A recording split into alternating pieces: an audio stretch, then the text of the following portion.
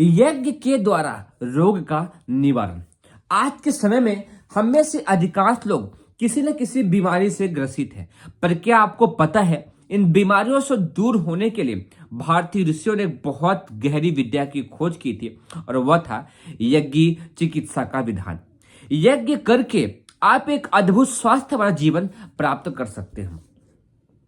आइए हम देखते हैं यज्ञ द्वारा रोग निवारण कैसे होता है। जब हम यह संपूर्ण जानकारी, यह किताब है यज्ञ एक समग्र उपचार प्रक्रिया, पंडित श्री राम शर्मा आचार्य द्वारा लिखी गई है, जिसको आप सब खरीद सकते हैं और पढ़ सकते हैं। ये बहुत ही अच्छी किताब है जिसमें यज्ञ के बारे में बताया गया है। जब हम यज्ञ में घृत, अन्न और औषधियां आदि की आहुति देते हैं, मंत्र बोलते हुए, स्वाहा करते हुए जो भी इसमें हम डालते हैं, तब उनकी रोग निवारण गंध वायुमंडल में फैल जाती है, जो उसकी सुगंध होते हुए धुएं के रूप में पूरे वायुमंडल में आसपास चारों ओर फैल जाती है। उस वायु को श्वास द्वारा हम अपने फेफड़ों में भरते हैं। सिंपल सी बात है, हम जब श्वास लेंगे तो हमारे आसपास के वातावरण की वायु ही हमारे अंदर जाएगी, और जिन क्षेत्रों में यज्ञ होता है तो उनमें से यज्ञ की वाष्प, यज्ञ का धुआं हमारे श्वास के माध्यम से फेफड़ों में भरता है। वहां उस वायु का रक्त से सीधा संपर्क होता है। वह वायु अपने विद्यमान रोग निवारण परमाणुओं को रक्त में तुरंत ही पहुंचा देती है।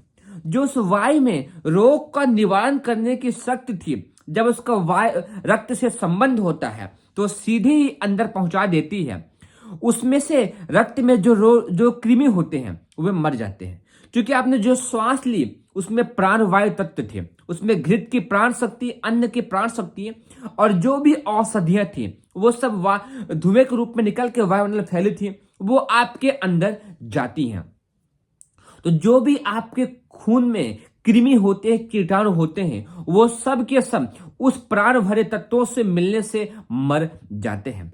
रक्त के अनेक दोष वायु में आ जाते हैं। इतना ही नहीं, जो रक्त के अनेकों दोष होते हैं, बीमारियों के सिम्टम्स होते हैं, वे सब के सब वायु में आ जाते हैं। और जब हम वायु को बाहर निकालते हैं तब उसके साथ वे दोष भी हमारे शरीर से बाहर निकल जाते हैं। जब आपने श्वास लिया, श्वास का संबंध रक्त से हुआ, तो रक्त में जो कीटाणु थे वो सब के सब तो मर ही गए। साथ ही जो वहां बुरे तत्व थे, जो बुरे कीटाणु थे, वो सब वायु के संपर्क में आए। जब आपने श्वास को बाहर निकाला तो वो सब के सब बाहर चले गए। तब उसके साथ वो दोष भी हमारे शरीर से बाहर निकलते हुए चले गए।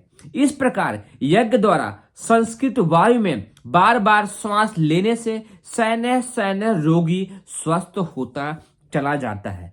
जो व्यक्ति रोगी है वो धीरे धीरे स्वस्थ होता हुआ चला जाता है। उसको एहसास भी नहीं होता है कि वह स्वस्थ कैसे हुआ, परंतु वह औषधियां, घृत, साथ ही कुछ अन्न के दाने डालने से जो वो यज्ञ की वाष्प धुआं बाहर निकल रहा था, उससे वह रोगी व्यक्ति धीमे धीमे बहुत अधिक स्वस्थ होता चला जाता है। इसी प्रक्रिया को वेद में निम्न शब्दों में दर्शाया गया है। ऋग्वेद और अथर्ववेद में कुछ श्लोक आके हैं, उनको मैं यहाँ पर आपको बताने की कोशिश करता हूँ। द्वाविमो वातो वात आ सिंधोरा परावतः दक्षम ते अन्न आया वातु परान्नो वातुम यद्रपः आवातः वाय भेषजम विवातः वाह्यद्रपः त्वम ही विश्व भेषजो देवानाम दूत ईयसे। ऋग्वेद और अथर्ववेद का यह श्लोक है। इसका अर्थ आगे लिखा हुआ है। हे श्वास निश्वास रूपी दो वायु में चलती हैं, एक बाहर के वायुमंडल से फेफड़े के रक्त समुद्र तक और दूसरी फेफड़ों से बाहर के वायुमंडल तक। इनमें से पहले हे रोगी तुझे रोग निवारण बल प्राप्त कराया, दूसरी रक्त में जो द्वेष है उसे अपने साथ बाहर ले जाए। हे वायु तू अपने साथ औषध को ले आ। हे वायु तू रक्त में जो मल है उसे बाहर निकाल। तू सब रोगों की दवा है, तू देवों का दूत होकर विचरता है। अर्थात श्लोक में यह बताया गया है, श्वास के माध्यम से प्राण शक्ति भरी वायु शरीर के अंदर जाए और सारे कीटाणुओं को मार दे, और श्वास निकलती हुई सारे द्वेष को, बुरे कीटाणुओं को, वो सभी बाहर निकालती हुई लेके चली जाए। एक अगले श्लोक में भी ऐसे कुछ अर्थ लिखा हुआ आता है, वायु हमारे शरीर के अंदर औषधि को ले जाए, जो कि हमारे हृदय के भीतर शांति कारक और सुख कारक हो, हमारी आयु को बढ़ाए। हे वायु, तू हमारा पितृ तुल्य, भ्रातृ तुल्य और मृत के तुल्य है, मित्र तुल्य है। वह तू हमें जीवन प्रदान कर हमारे जीवन को निरोगी और बलशाली बनाए। कहने का तात्पर्य यही है, जब आप यज्ञ के संपर्क में आते हैं, जहां पर भी यज्ञ हो रहा होता है, जब आप वहां पर बैठते हैं, तो वहां की प्राण वायु, वहां की स्वच्छ ऑक्सीजन वाली प्राण आपके शरीर के अंदर जाती है और आपको स्वस्थ और निरोगी बनाती है। इतना ही नहीं, चरक संहिता में तो महर्षि चरक ने औषधि को धूप देने की तरह ही मुख मार्ग से धूम्र सेवन करने का भी उल्लेख मिलता है। क्योंकि यह विषय एक अलग है, इस पर हम अलग से बात करेंगे, पर आपको बस इतना समझने की आवश्यकता है कि आत्मवान बनने के लिए चरक ऋषि ने धूम्रपान करने का भी विधान बताया है, जिस पर बहुत ही लंबी गहरी बात हो सकती है। हम इस पर एक स्पेशली अलग से वीडियो बनाएंगे। यहाँ तो बस आपको यह समझने की आवश्यकता है कि यज्ञ करके आप किसी भी रोगी व्यक्ति को स्वस्थ जीवन प्रदान कर सकते हैं। यदि आपके शरीर में किसी भी तरह का मानसिक विकार है, शारीरिक विकार है, माइग्रेन की बीमारी है, एसिडिटी है, कोई बीमारी है, वह मात्र और मात्र शरीर के पाचन संस्थान की गड़बड़ होने से ही होती है। अब पाचन संस्थान को मजबूत करने के लिए बहुत अच्छी प्रक्रिया है यज्ञ की प्रक्रिया।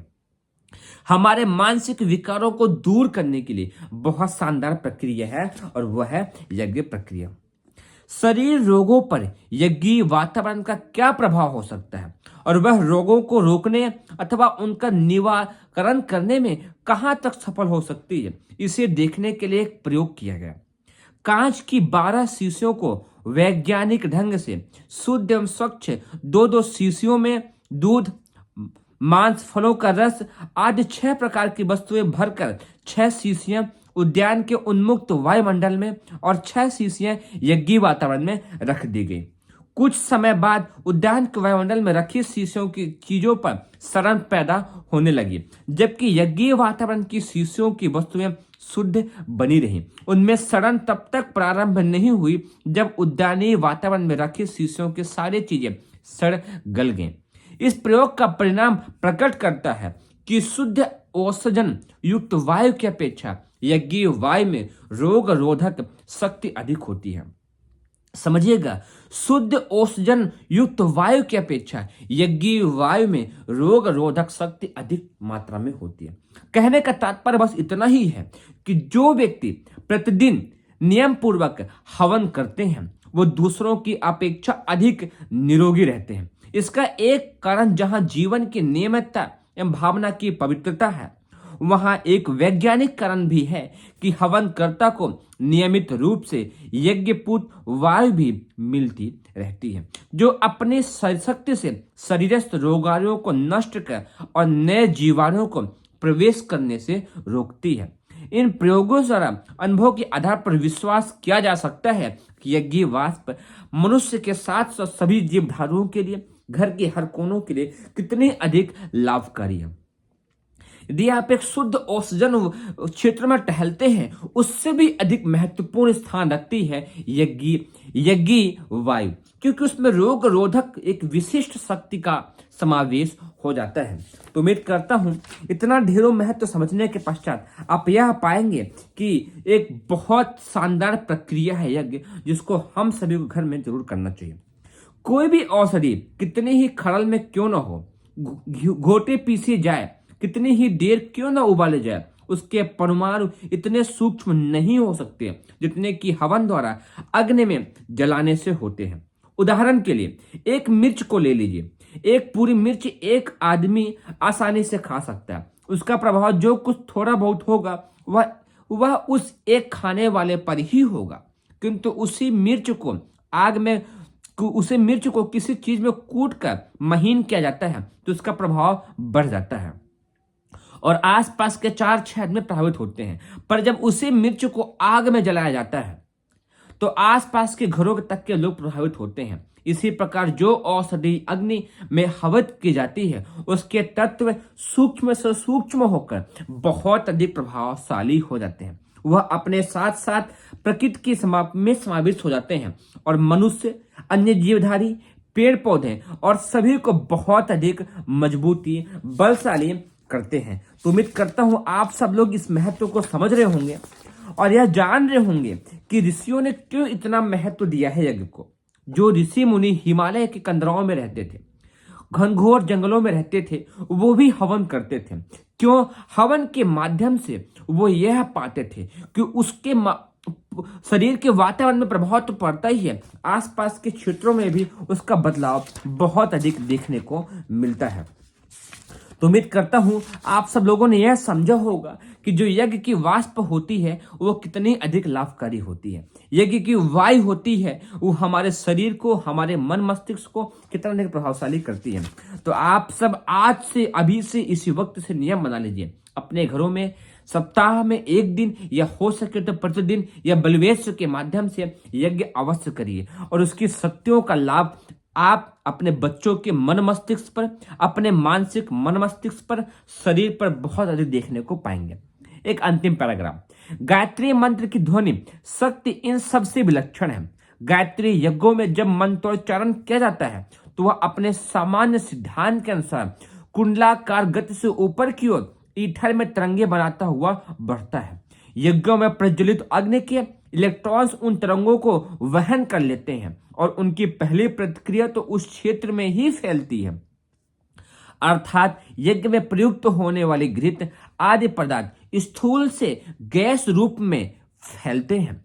आग की गर्मी से उन औषधियों की इलेक्ट्रॉन्स अपने अपने पथों पर इतनी तेजी से दौड़ने लगते हैं कि आपस में लड़खड़ा जाते हैं और छितर कर स्थूल पदार्थों से अलग होकर वायुमंडल में फैल जाते हैं। यज्ञ के समय फैलने वाली धूम्र सुवास उसी का एक स्थूल रूप है। यज्ञ द्वारा प्रकृति में पहुंचाई हुई गैसें और कर्णातीत ध्वनि से अयन अर्थात ब्रह्मांडीय शक्तियों के भीतर हलचल उत्पन्न हो जाती है। अर्थात जब आप हवन कर रहे होते हैं तो उस हवन के मंत्रों में भी जो आप मंत्र बोलते हैं उस मंत्रों के कंपन से भी ईथर में ऐसा प्रभाव पड़ता है कि ब्रह्मांडीय शक्तियों के भीतर हलचल प्रारंभ हो जाती है और वह हलचल सामान्य नहीं रहती है बल्कि आपके वातावरण में इतना प्रभाव डाल देती है कि आपका मन मस्तिष्क, आपका शरीर, आपका आर्थिक दृष्टिकोण और आपका परिवार सभी सकारात्मक ऊर्जा से भर जाता है। आप समझ रहे हैं, ब्रह्मांड की शक्तियां प्रभावित होती हैं। इन मंत्रों के माध्यम से जो शब्द निकलते हैं वो ईथर को प्रभावित करते हैं और ईथर ब्रह्मांड की शक्तियां प्रभावित करते हैं। और निसंदेह वो दिन दूर नहीं जो व्यक्ति प्रतिदिन हवन करने वाला एक अद्भुत प्रतिभा संपन्न बन सके। हमारे ऋषियों ने इनका लाभ लिया और हम सभी भी लेंगे। उम्मीद करता हूं कि आज से, अभी से, इसी वक्त से आप संकल्प लेंगे कि परिवार के सभी लोग एक साथ बैठ करके सप्ताह में एक दिन या प्रतिदिन सूक्ष्म रूप से या पूर्ण विस्तार के साथ बलवेश रूप में, किसी भी रूप में गायत्री मंत्र बोलते हुए उसकी यज्ञ आहुति जरूर करेंगे और लंबी गहरी श्वास लेते हुए शरीर को स्वस्थ, निरोगी और बलशाली बनाएंगे। इसमें और भी अच्छे अच्छे टॉपिक्स हैं। यज्ञ से रोग निवारण एवं बल संवर्धन के कौन कौन से लाभ हैं और आगे हम चले। यज्ञ चिकित्सा सरल भी और सर्वोपयोगी भी, सभी के लिए बहुत अधिक उपयोगी है।